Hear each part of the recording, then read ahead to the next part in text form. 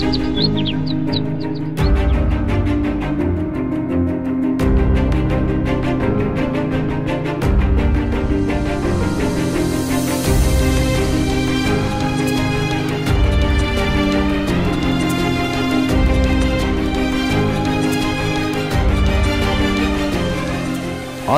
চোখে নীল ছিল নিছকই একজন চাকর। সে সারাদিন আদ্রিতার ভাই ফরমাস খেটেও ওকে সন্তুষ্ট করতে পারত না।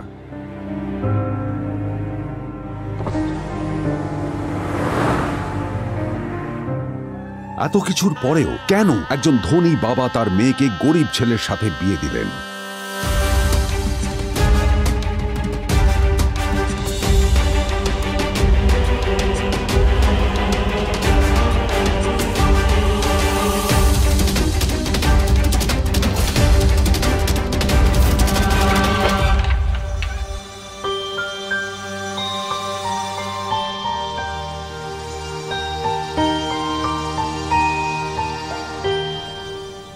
এবং তারপরে সেই মেয়েটি তার গরিব স্বামীর কাছ থেকে নতুন বছরে এমন একটা গিফট পেয়েছিল যে তার চক্ষু স্থির হওয়ার জোগাড় হয়েছিল। আর ওর স্বামী সম্পর্কে সত্যিটা জানার পর তো ও প্রায় অজ্ঞান হয়ে গিয়েছিল।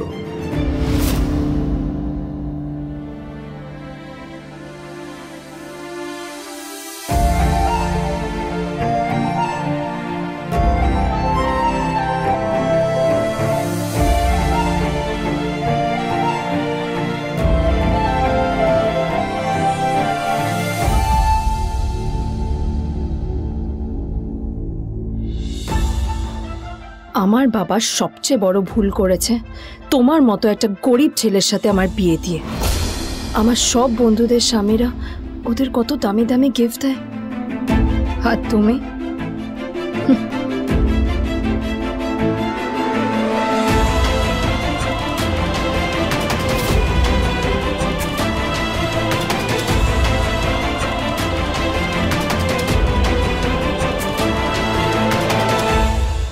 আদ্রিতা তার বাবার কথায় নীলকে বিয়ে তো করেছিল, কিন্তু ও শর্ত দিয়েছিল যেন বাড়ির বাইরের কেউ না জানতে পারে যে নীল ওর স্বামী।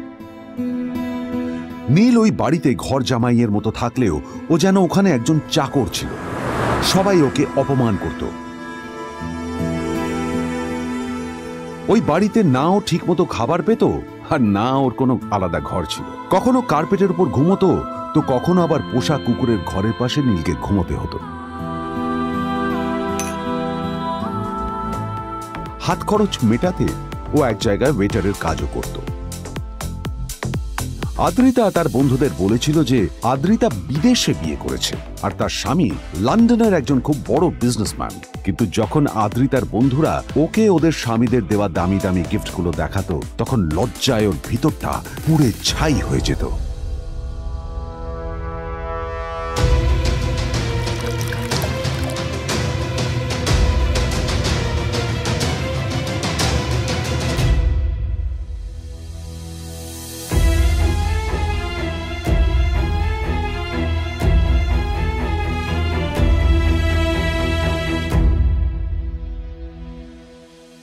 এই যে শোনো, নিউ ইয়ারে আমার একটা গিফট চাই তোমার থেকে। আর গিফটটা যেন দামি হয়, হ্যাঁ, মানে খুব দামি, কয়েক লাখ টাকা। ওকে? কয়েক লাখ টাকা? কিন্তু অদ্রিতা, এত টাকা আমি একসাথে কখনো দেখিনি। তোমাকে এত দামি গিফট আমি কি করে দেব? এটা তো তোমার বিয়ে করার আগে ভাবা উচিত ছিল। একজন পুরুষ মানুষ হয়ে নিজের স্ত্রীর এইটুকু ইচ্ছা তুমি পূরণ করতে পারবে না? স্ত্রীর এই কথাগুলো নীলকে আহত করে। নিঃশব্দে ওখান থেকে চলে যায় নীল।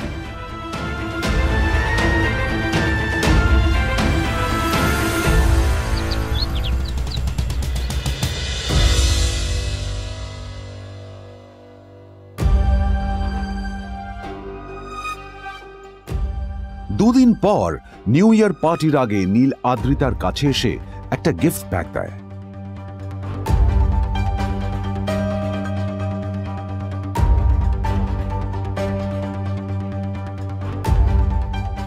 আদ্রিতা মুখ বেজার করে বাক্সটা খুলল, তবে তারপর বাক্সের ভেতরে গিফটটা দেখতেই ও চমকে গেল।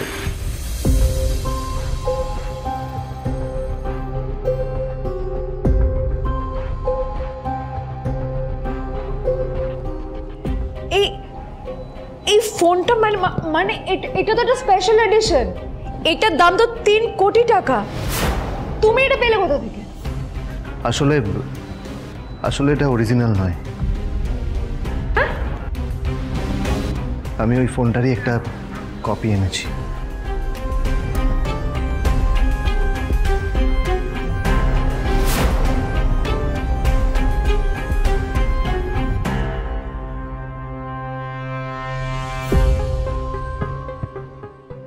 কিন্তু আদ্রিতার নীলের কথায় একটু সন্দেহ হয়, কারণ ফোনটা দেখে একেবারেই আসল বলেই মনে হচ্ছিল।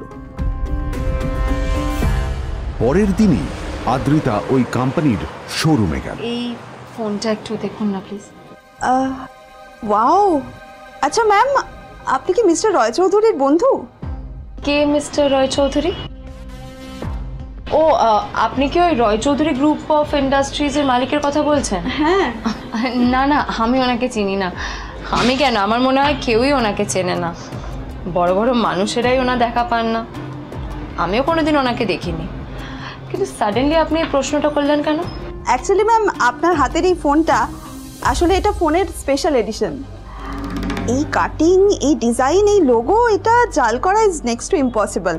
আর গোটা ভারতে বিক্রি হওয়া এই ফোনের সেকেন্ড পিস এটা, যেটা মিস্টার রয় চৌধুরী কিনেছিলেন।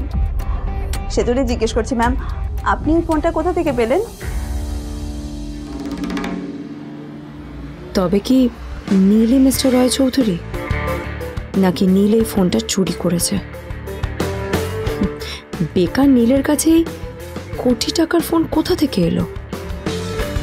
নীলের সত্যিটা তাহলে কি? আর ও যদি সত্যি বড় লোক হয়ে থাকে, তবে ও নিজের শ্বশুর বাড়িতে খরচামাই হয়েই বা থাকে কেন? আদ্রিতা এসব কথাই মনে মনে ভাবছিল। তবে আদ্রিতার বিশ্বাস ছিল যে কোনো না কোনো মতলব করেই নীল এই ফোনটা আদ্রিতার জন্য নিয়ে এসেছিল। কিছুদিন পর আদ্রিতা সেই ফোনটার কথা ভুলে গেল। নীল সকাল সকাল ঘুরতে বেরিয়েছে বাইরে।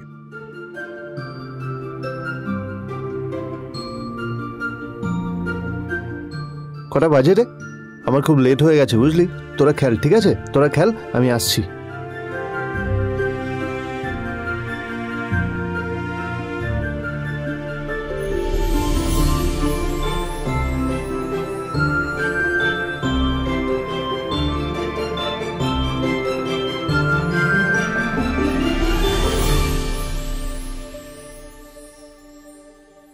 নীল, জল পড়ছে না কেন দেখো না। নীল, নীল, নীল কোথায় গেল? নীল,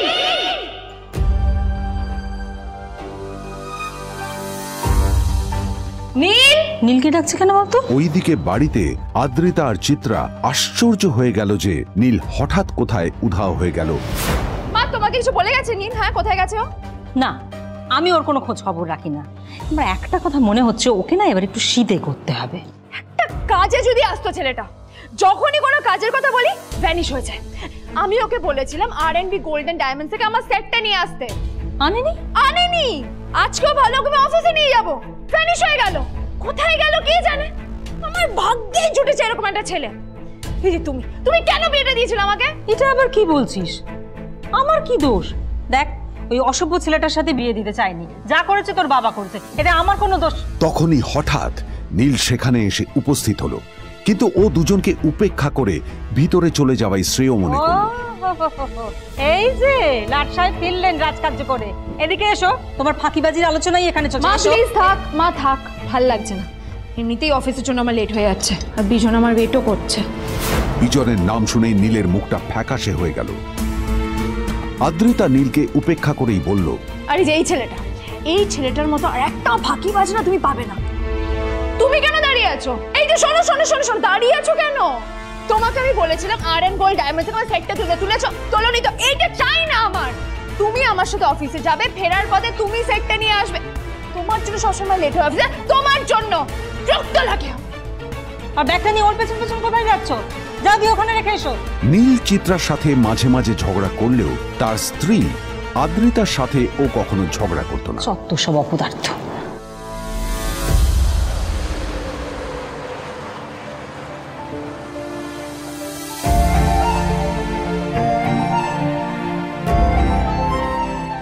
কিছুক্ষণের মধ্যেই তারা আদ্রিতার অফিসে পৌঁছে গেল। আদ্রিতা গাড়ি থেকে নামতে নামতে দেখলো যে তার কাছে অনেকগুলো ফাইল আছে। নীলের দিকে তাকিয়ে ওকেই ফাইলগুলো নিয়ে ভেতরে আসতে বলল। চলো, হা করে দাঁড়িয়ে আছো কেন? ফাইলগুলো নিয়ে ভেতরে এসো।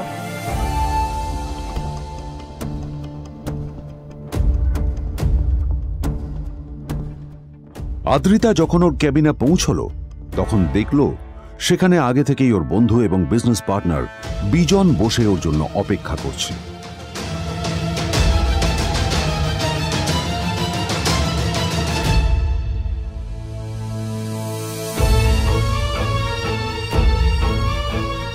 কোথায় ছিলে বলো?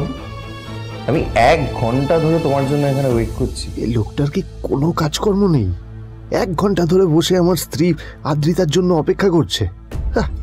সরি বিজন, আমি খুবই দুঃখিত যে বাড়ির কিছু লোকের জন্য না আমার সবসময় লেট হয়ে যায়।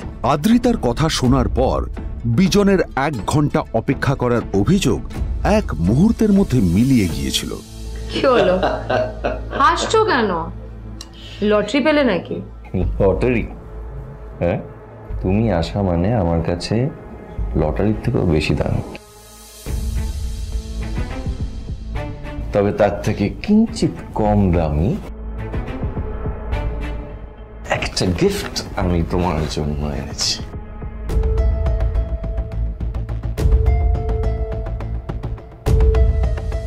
This is a rare diamond necklace for you. এটা আমার জন্য? সত্যি? এই শহরে এটা খুঁজে পাওয়া খুব বিরল। Just like you. Like it?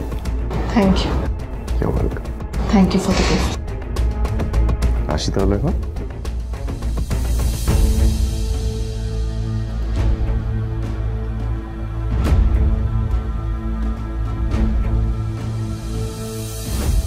Adrita, আমি আজ পর্যন্ত তোমাকে কোনো রকম উপদেশ দিইনি, কিন্তু আজ আমি তোমাকে বলতে বাধ্য হচ্ছি। এই যে এই লোকটা তোমাকে শুধুমাত্র ইমপ্রেস করার জন্য একটা নকল সস্তার হীরের গয়না দিয়ে গেছে। এরকম একটা লোকের সাথে তোমার মেশা উচিত না। ভবিষ্যতে কিন্তু তুমি বিপদে পড়বে। আদ্রিতা, আমি তোমাকে কথা দিচ্ছি, আমি তোমার জন্য আসল রেয়ার একটা হীরের গয়না এনে দেবো, এর চেয়েও দামি, এর চেয়ে অনেক অনেক বেশি দামি। তার জন্য আমাকে যাই করতে হোক না কেন, আমি তোমাকে একদিন ঠিক এনে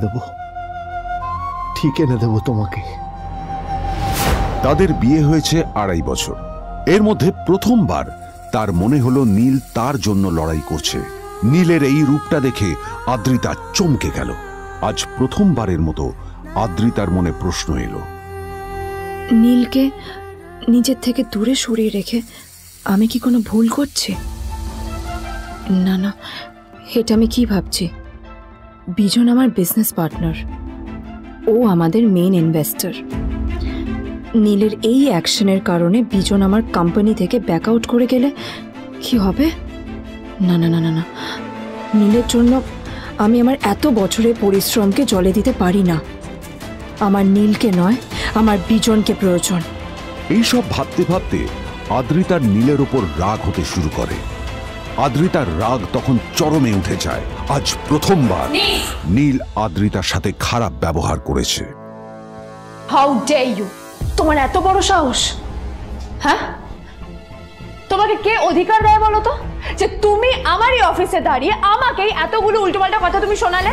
তোমাকে এখানে আনাই আমার ভুল হয়েছে, সবচেয়ে বড় ভুল হয়েছে। এবার চুপচাপ এখান থেকে বেরিয়ে যাও, right now. Get out! Neel আদ্রিতার এই কথার কোনো উত্তর দিল না। নীল জানতো যে ও যতই কথা বাড়াবে আদ্রিতা ততই বেশি রেগে যাবে। আদ্রিতা যেন তেন ভাবে নিজের রাগ চেপে ব্যাপারটা ওখানেই শেষ করার চেষ্টা করলো, কিন্তু ও তো জানতো না যে ব্যাপারটা তখন সবে শুরু হয়েছে। কি হলো, শুনতে পাচ্ছিস না? কালা নাকি? আমারই সামনে দাঁড়িয়ে আমার কেনা গিফট নিয়ে তুই মজা করলি? কত বড় সাহস রে তোর! নিজেকে তো বিক্রি করে দিলে ওরকম একটা ডায়মন্ড নেকলেস তুই কিনতে পারবি। তোর এই গরিবের পারফিউম, সস্তা শার্ট, পায়ে একটা ফাটা চপ্পল নিয়ে নিজেকে বড় হিরো মনে করছিস? তোর নিজের কত দাম সেটা তোর নিজের জানা উচিত। Zero, big zero. সালা খরচা মাই চল।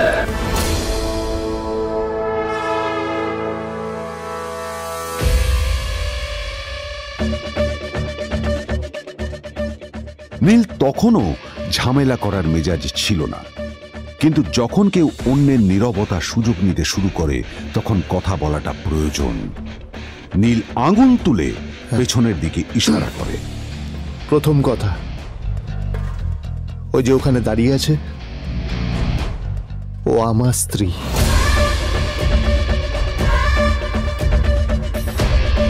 তাই আমার স্ত্রীকে তোমার নেকলেস দেওয়ার কোনো অধিকার নেই। ওকে যদি নেকলেস দিতে হয় তাহলে আমি দেব। তাই এসব ফ্রডগিরি বন্ধ করো। আর দ্বিতীয় কথা, যার পকেটে পয়সা নেই ঝনঝন আওয়াজ করা তার মানায় না।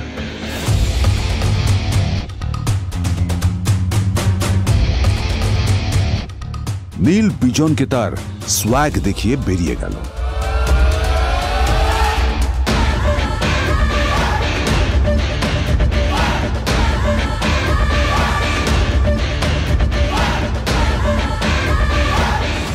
আদ্রিতার রাগে গজগজ করছিল। ওর জ্বলন্ত চোখের সামনে শুধু নীলের মুখটা ভেসে উঠছিল। ও যতই নীলের কথা ভাবছিল ততই ওর রাগ বেড়ে যাচ্ছিল। গত কয়েক মাস ধরে আদ্রিতার কোম্পানির অবস্থা একেবারেই ভালো ছিল না। আদ্রিতা তা সামলানোর আপ্রাণ চেষ্টা করছিল। কি যে করবেও সেইটাই বুঝে উঠতে পারছিল না। তারপর বিজনের সাথে ওর দেখা হলো, আর তখনই বিজনের সাথে ওর বন্ধুত্ব হলো। বিজন একটা খুব বড় পরিবারের সদস্য। আজ বিজন শুধুমাত্র আদ্রিতার কোম্পানির একজন বিজনেস পার্টনারই নয়, সাথে বড় ইনভেস্টরও। আর শুধুমাত্র বিজনের কারণেই আদ্রিতার কোম্পানি এখনো চলছে। এই কোম্পানির সমস্ত লস বিজনই বহন করে এবং আদ্রিতারও ওকে তাই খুব প্রয়োজন। বিজনের সাথে বন্ধুত্ব করা আদ্রিতার পক্ষে সহজ কাজ ছিল না। অনেক কাঠখড় পুড়িয়ে আদ্রিতা ওর কাছাকাছি এসেছিল। সবকিছু ঠিকঠাকই চলছিল, সবকিছুই আদ্রিতার প্ল্যান অনুযায়ী হচ্ছিল, কিন্তু নীল আজ এসে সবকিছু নষ্ট করে দিল। কি দরকার ছিল বুঝতে পারছি না। কি দরকার ছিল নীলের বিজনকে এতগুলো কথা শোনানোর? এবার বিজন আমাকে টাকা দেবে কিনা সেটাও জানি না। আমার কোম্পানিতে ইনভেস্ট করতে চাইবে কিনা সেটাও বুঝতে পারছি না। কি করব?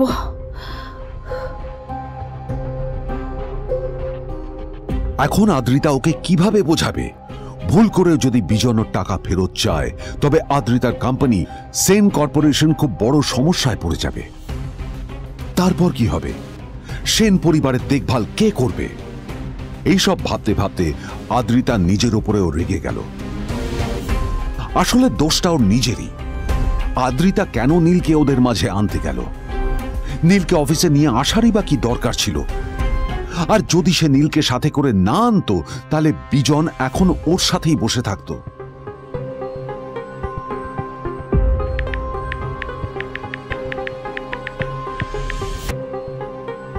প্যামেলা, আমি মিটিংয়ে বেরোবো, আমার চেঞ্জটা একটু নিয়ে এসো প্লিজ। Thank you. আর অন্যদিকে সেন কর্পোরেশনের অফিস থেকে বেরিয়ে নীলের খুব ফুরফুরে লাগছিল। তখনই হঠাৎ ওর ফোনটা বেজে উঠল। ফোনটা ছিল মিস্টার রায় চৌধুরীর। তিনি ছিলেন শহরের সব থেকে বড় বিজনেসম্যান। হ্যাঁ মিস্টার রায় চৌধুরী, আমি আপনাকেই ফোন করতে যাচ্ছিলাম। আমি একজন বিশেষ লোকের সাথে তোমার একটা মিটিং ফিক্স করেছি। ওর অ্যাড্রেস আমি তোমাকে টেক্সট করে দিয়েছি। আমি চাই তুমি ওই লোকটার সাথে মিট করো। ঠিক আছে, আমি যে কোনো কারোর সাথে দেখা করতে পারি, কিন্তু তার জন্য আপনাকে আমার দুটো শর্ত মানতে হবে। প্রথমটা, আমার জন্য একটা রেয়ার হীরের নেকলেস আপনাকে জোগাড় করে আনতে হবে। আর দ্বিতীয়টা, আমি আপনাকে টেক্সট করছি, এটাও কিন্তু একই রকম জরুরি। এই দুটো কাজ আপনাকে যত তাড়াতাড়ি সম্ভব করে ফেলতে হবে আমার জন্য, ঠিক আছে? তোমার অ্যাকাউন্টে কিছু টাকা পাঠিয়েছি। কিছু জামা কাপড় কেনো, যাতে তুমি ভদ্র সমাজে আসার যোগ্য হও আর তোমাকে আমি স্বামীর পরিচয় দিতে লজ্জা না পাই। তোমার কারণে আমার পরিবার লজ্জা পাবে, আমি সেটা চাই না। যখনই দেখি তখনই তুমি ভিখিরির মতো ছেঁড়া ফাটা জামা কাপড় পরে থাকো। আসলে আদ্রিতার বাড়িতে আজ ফ্যামিলি ডিনার পার্টি ছিল, আর শেষবার নীলের জন্য ওকে অনেক ঝামেলা পোহাতে হয়েছিল। মেসেজ পড়ে নীল ফোনটা নিজের পকেটে রেখে রাস্তার ধারে গিয়ে একটা ট্যাক্সি থামানোর জন্য হাত বাড়িয়ে দিল। নীল ট্যাক্সি ধরে গোল্ডেন সিটি অ্যাভিনিউর দিকে বেরিয়ে পড়ল।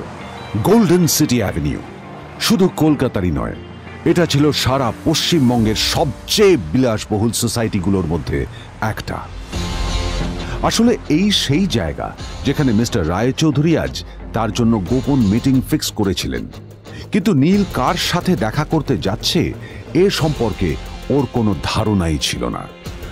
যখন নীল সেখানে পৌঁছলো, পুলভিলার বাগানে বসে থাকা লোকটিকে দেখে রাগে নীলের রক্ত ফুটতে শুরু করলো। নীল ওখানে না দাঁড়িয়ে বেরিয়ে গেল। তখনই হঠাৎ একটা মেসেজ এলো। আসলে আজ আদ্রিতার ফ্যামিলি গ্যাদারিং এ যাওয়ার আগে নীলকে ওর হাই স্কুলের রিইউনিয়নেও যেতে হতো। গ্র্যাজুয়েশনের পর এত বছরে এই প্রথম নীল তার কোনো কলেজ বা স্কুলের রিইউনিয়নে যাচ্ছে। এতগুলো বছরে নীল তার কোনো বন্ধুর সাথেই দেখা করেনি। নীলের তার পুরনো সহপাঠীদের কথা মনে পড়তে লাগলো, যাদের সাথে ও স্কুলে মজা করত। আজ আবার ওদের সকলের সাথে নীলের দেখা হবে।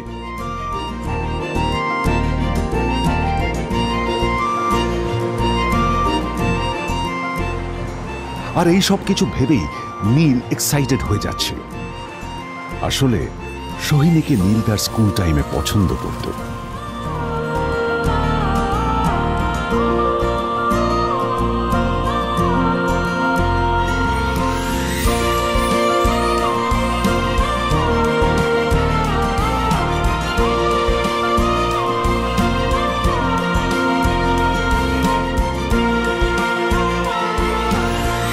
অন্যদিকে সেম কর্পোরেশনে ইনভেস্টরদের সঙ্গে আদ্রিতার মিটিং একেবারেই ভালো যায়নি। তাকে দেখে বেশ গম্ভীর মনে হচ্ছিল।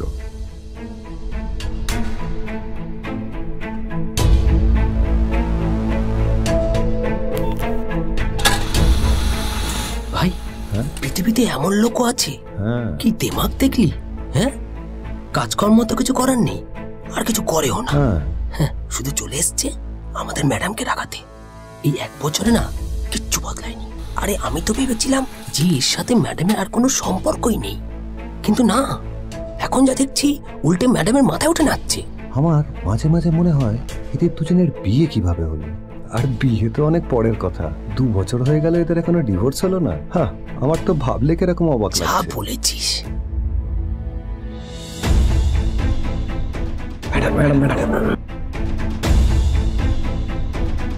অফিসে চলতে থাকা এইসব কথা শুনে আদ্রিতার আরো রাগ হলো। আদ্রিতা ক্যাবিনে যাওয়ার পরে রাগকে নিয়ন্ত্রণ করা ওর পক্ষে আরো কঠিন হয়ে গেল। ও তখন বুঝতেই পারছিল না যে ওর রাগ কিভাবে নিয়ন্ত্রণ করবে। আদ্রিতা এটাও ভাবছিল যে নীলের জন্য ওকে আর কত অপমানিত হতে হবে। এসব ভাবতে ভাবতেই আদ্রিতার চোখ গেল ওর বাবার ছবিটার দিকে।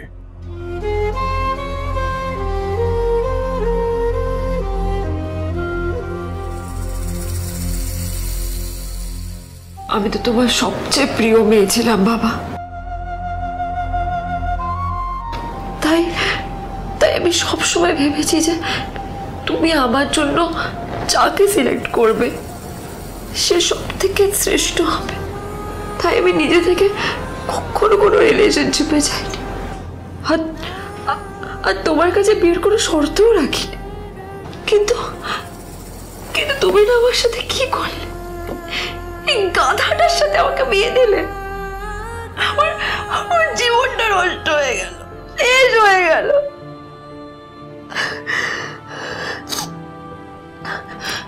আমি যদি একটু জানতাম যে ও কিছু করে না, ঘর চাপাই হয়ে থাকবে, এইসব কাজকর্ম করে, তাহলে আমি কোনোদিনই বিয়েতে রাজি হতাম না বাবা, কোনোদিন না, কোনোদিন।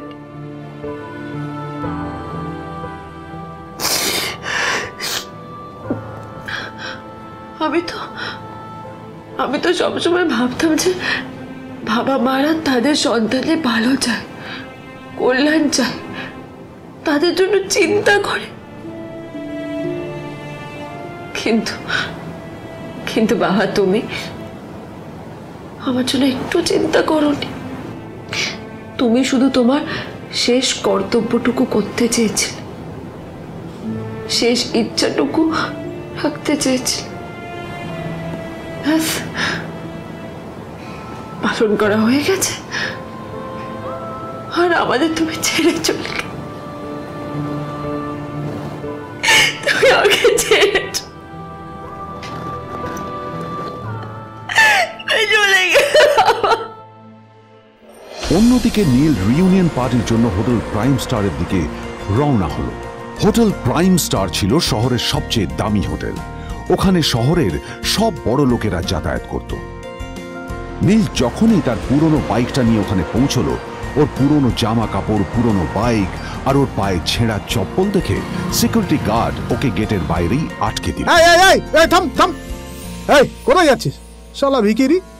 না না দাদা, আপনি আমাকে ভুল বুঝছেন। আসলে আমাকে ইনভাইট করা হয়েছে, আমি এই হোটেলেই এসেছি। শালা মিথ্যে কথা বলার জায়গা পাস না? হ্যাঁ, মিথ্যে কথা বলার আগে নিজের চেহারাটা তো দেখতিস। এটা একটা প্রাইম হোটেল, বুঝেছিস? এখানে সব শহরের বড় বড় লোকেরা তাদের বড় বড় গাড়ি নিয়ে আসে। শালা তোর মতো একটা ভিখিরি একটা ফ্যাট প্যাটে আওয়াজ বের করা বাইক নিয়ে চলে এসেছিস, আর আমি তোকে ঢুকতে দেবো না? দাদা আমাকে ইনভাইট করা হয়েছে, আমাকে শুনুন শুনুন, চল আমাকে একবার ঢুকতে দিন আমাকে।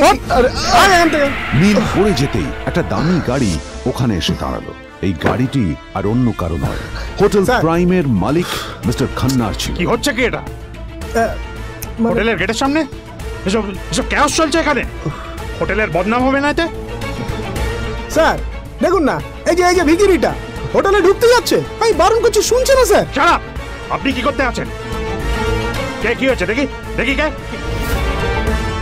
মিস্টার খান্না তার চশমা খুলে নীলের দিকে দেখলেন, আর ওনার মুখটা হাঁ হয়ে গেল।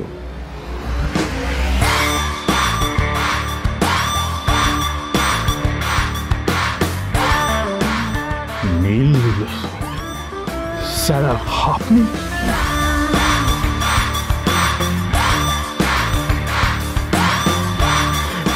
Extremely sorry sir. Sir sir আপনি একটা ইনফর্ম করেননি কেন আমাকে? আপনি আসবেন জানলে তো আমি নিজে রিসিভ করতে আসতাম আপনাকে। ঠিক আছে, আপনি ব্যস্ত হবেন না প্লিজ। জানোইনি কে?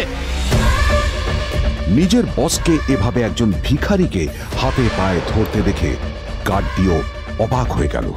আরে sir, sorry sir, extremely sorry, আপনি আমার সঙ্গে আসুন। সরি স্যার, সরি, ভুল হয়ে গেছে স্যার। সালাম স্যার। নীল কি তবে সত্যিই একজন খুব বড় লোক কেউ? জানতে পকেট এফএম এর এই সম্পূর্ণ গল্পটি শুনুন বস, দুনিয়া যার বসে, যেটা ভারতীয়রা সবচেয়ে বেশি শুনছে। বিনামূল্যে গল্প শুনতে নিচের ইনস্টল বাটনে ক্লিক করুন এবং পকেট এফএম ডাউনলোড করুন।